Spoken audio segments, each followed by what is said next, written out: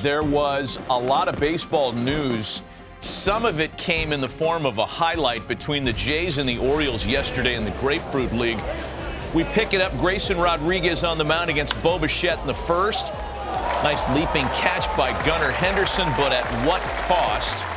He lands a little awkwardly, tries to walk it off. Take a look at it again. He would stay in the game here. However, in the bottom of the first inning, Gunnar at the plate, ground ball to the right side, and he would not remain in the game after that. Apparently was hurt on that leaping play. Here's Tyler O'Neill in the second. Baltimore already up 4-0. 3-run shot first of the spring. First is a bird, looking jacked as always. And here is Jake Rill on X. Orioles manager Brandon Hyde said it was a precautionary move to pull Gunnar, who felt lower right side discomfort after he landed on the ground following his jumping play in the first. No MRI. Good news. They'll evaluate him again tomorrow. It's everybody's fear that in an exhibition tune-up game, one of your premier players gets hurt. I mean, everybody holds their breath when that happens. I mean, I hope it's not serious. I mean, he jumped up and caught a ball. Yeah. I hope it's not serious. I mean, sometimes that's all it takes, though. You know better than I. It does. Sometimes I'm not being facetious, but I kind of laugh because you think shortstop of the Orioles, and he's sitting. I mean, I'm thinking about Cal Ripken playing 2,000-some games. You think he didn't have a little something on the side? That's an unfair outlier, though. Yeah. That's the first thing that came to mind for me. Right. Look, they're going to take their time. This is their franchise guy. Right. And he's not going to play for a couple days. It's good. There's no MRI. Means they're not worried about it. If they were worried about it, he'd be every MRI machine out there. Let me ask you this big picture on the Orioles. Are we, because of the guys that left, right? Burns left, Santander left. Are we sleeping on them? They did do a few nice things in this offseason, right? Tyler O'Neill comes aboard as a free agent. He's going to put back some of that productivity lost with Santander in Toronto. He's going to get more at-bats. Look. Rutschman's going to bounce back. Yeah, Adley's coming back. Westberg's going to be okay. Look, the other thing is you're going to get a lot from Jackson Holliday. You're going to get a lot from Mountcastle. You're going to get, you know, what I'm saying is that these guys are. I hear you. They had great young talent. That's why they were able to make the moves to let certain people go. Right. By the way, we said this kind of as an aside. Tyler O'Neill is jacked. Oh, I mean, if you could show up looking more buff than before, absolutely wear the tank top. Are you kidding me? He may as well take the shirt off. Many of us don't have that. When in doubt, get the peak on the try. That's right, D-Row. That's a first way to D-Row's heart, man. You play in the big leagues, you're jacked, you have a hot wife, D-Row is on you forever. On you forever. That's it. Let's move on to other spring highlights. Nolan Arenado went deep for the first time this spring in an exhibition tune-up with the Marlins. All right, get ready for this, St. Louis. This is such an interesting. Still a Cardinal. I mean, this is fascinating to me. It really is. He's playing to be moved. He's playing to show people I'll stay here and produce. And they're sitting there going, see, he's swinging the bat, he's healthy.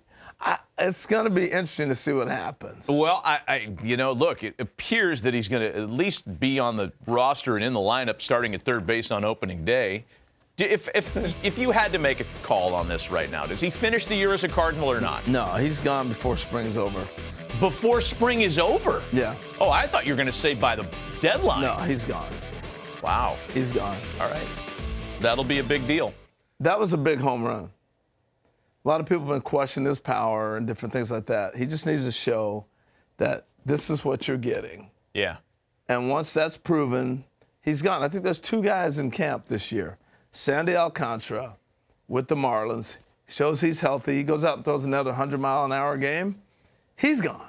Mm-hmm. Nolan shows he's hitting, he's healthy, he's moving, he's catching ground balls. I'm not an old man. He's gone.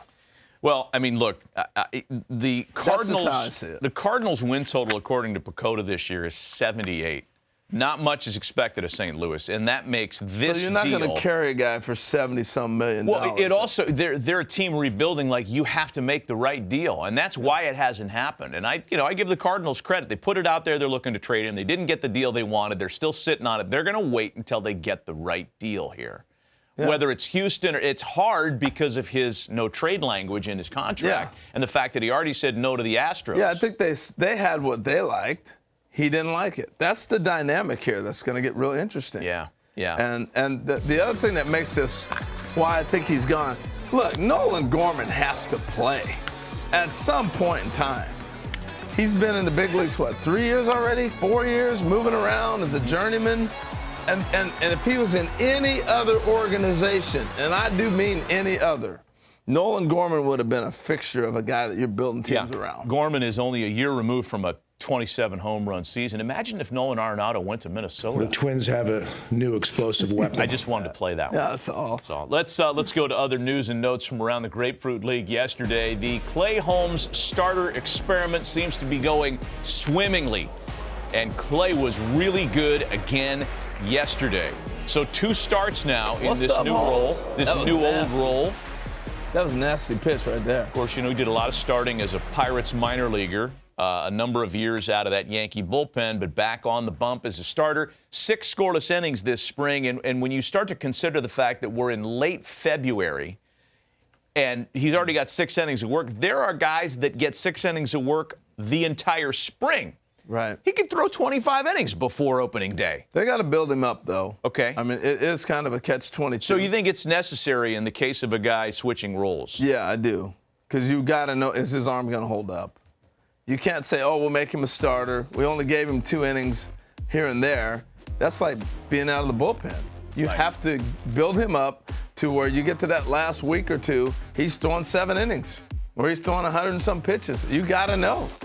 It's been a while since he's been in everyday starter capacity. You can see here, again, did a lot of starting in the minors, but that was a long time ago. And to that point, Matt, I think you got to look at pitches and not innings. How many pitches is he throwing? Not innings. He may have had a 3-pitch inning. You done for the spring? No. You're gonna. A lot of guys will throw and then go down and throw the bullpen after they pitch in the game. Right. So it's about pitches of building him up. I was curious when we were talking about this on our call, what the numbers have been the last few years for guys that lead the spring in innings, and it's an interesting list because if you start, I guess, back in 09, which is when we launched, that's we call the MLB Network era. That max threshold number, it's like 30. That's, nobody goes north of that. A pretty decent workload in a spring is 23 to 25 innings. Guys aren't out there throwing 35 innings anymore in the spring. That just doesn't come around. No. So we'll see where it lands for Clay Holmes, but it's been very impressive. And, man, is it needed for the Mets because of the injuries in that starting rotation. Yes, it is. And I think the Mets, had in their mind, if he can't start, we got a great bullpen guy. Right. But at this juncture with the injuries, they got to get him ready to start. Yeah. Another note from the Grapefruit League, and you had an interesting nugget for us on the production call today talking about Marcelo Meyer, and you were already talking about Jackson Holliday. You've loved this guy for a while. He homered yesterday. I think he's one of the top premier young players in the game, and he just hasn't had the opportunity. He's had some injuries, but he's also been stuck behind some big money guys. It's one thing to be stuck behind players. It's another one when money's invested in those players. And so I'm looking for his opportunity. So you're managing in the futures game. Yeah. And you got all these young studs, and you got to fill out a lineup and figure out who starts and who doesn't. I had Erstad, I had this guy, I had Jackson Holliday. So I have him and Jackson at short. And I'm like, hey, you're starting. I started him, and Jackson was chapped. And I mean, I had to go down and explain him, look, you're only, I think he was 17 at the time, right? Almost turned 18. I'm like, you're only 17, man. You may be 18 at the time. It was in Seattle 2 years ago. Yeah. And I said, look, he was drafted ahead of you. He's a class ahead of you. He's got to start the game. He's getting closer, and there are a number of Red Sox prospects that we can say that about. They are talent-rich at the developmental level, and they have so many of these guys that are ready to roll perhaps as soon as this year, including Christian Campbell. who is a really fascinating talent because of his skill set. He can play the infield and the outfield. Roman Anthony, Marcelo Meyer, we talked about, and Franklin Arias. Are all these guys going to debut in Boston, or is somebody moving? They're going to have to move somebody. I mean, it's just the way it is. Great. You built the farm system up, and you build them up for a reason because you're going to go get what you need. But they're going to have to move guys. Look at the contracts that are signed. Trevor Story's around for a while. Bregman's around for a while. You got Devers around for a while. Most of these guys are infielders. So it's going to, they're going to have to move somebody. But that's okay. And what I would say to the young players, there's 30 teams, man. You got to just do what you can control, and you can't control what's in front of you. You can only control your own performance. That's it. The last time the Red Sox had the #1 ranked farm system, the year was 1984. And here are some of the names. Wow. Roger Clemens, Ray Quinones, your guy. Yeah. Sam Horn, Al Nipper, who pitched a long time in the big leagues, Jackie Gutierrez, Mike Brumley. I mean, it was loaded with guys that made an impact at the major league level, and that's where the Boston Red Sox are now. And so just take all those names right there. Who all played for Boston? Clemens, Quinones, he played for Boston, but more of his time was with you in Seattle. Sam Horn in Boston, Al Nipper in Boston, Gutierrez in Boston. Brum didn't play much with the Red Sox. In fact, I don't think he played. He was Texas. He was Seattle a little bit. Yeah.